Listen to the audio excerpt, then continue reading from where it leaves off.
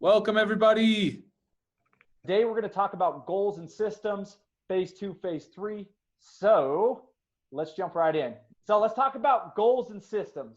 All right. We want to break these into two separate categories. When Tyler was talking in his video about phase 2, he was talking about the goal. He was talking about setting a goal. He was talking about what I like to call the macro, right? We're going to talk about macro and micro. Goals are the macro. They are how we set our aim. Systems, however, those things are the micro.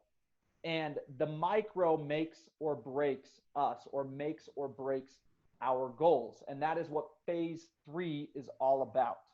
All right, so this is what's called the recipe for sustained success.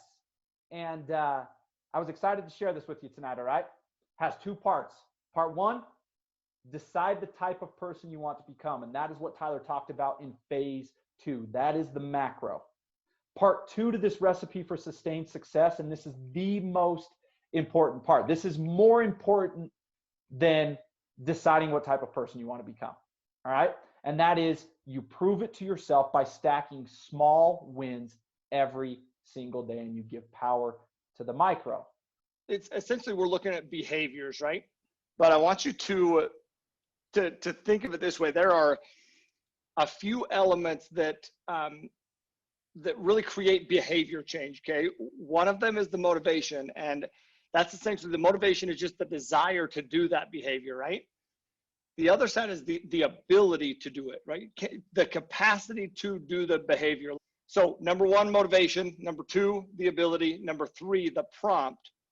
And the prompt is key. It's the cue to do the behavior. And I'll tell you this, that without some sort of a cue, right, prompt, behavior doesn't happen. So we have to define the behaviors, but very, very, very, very, very few people do that, right? What I would do is I would set this goal, this outcome goal that I'm looking for.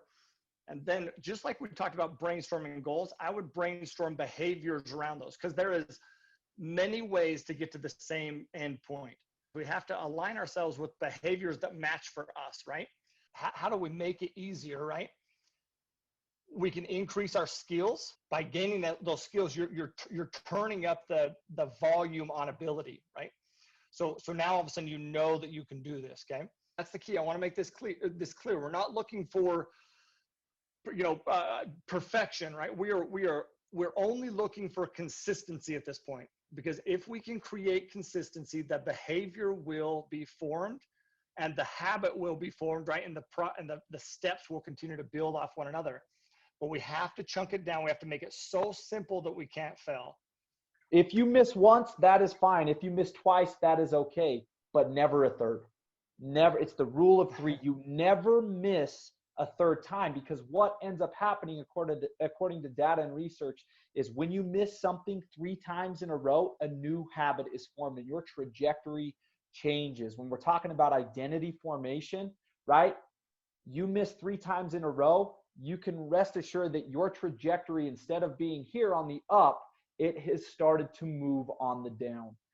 But the other side of that is, I think we need to have an awareness and respect our time, and question what are the distractions that are getting in the way. So for example, you mentioned the phone, right? If the phone ringing is the cue to pick it up because Brittany's calling, what else is that phone a cue for? So one of the things that I did was I now leave my phone on the opposite side of the room when I'm working in my office. And I don't check email until usually after 11, unless there's something very specific that I need to see. But those were just things that I had to become aware of, and they have made an enormous difference in my concentration level and my productivity. Thanks, Dal.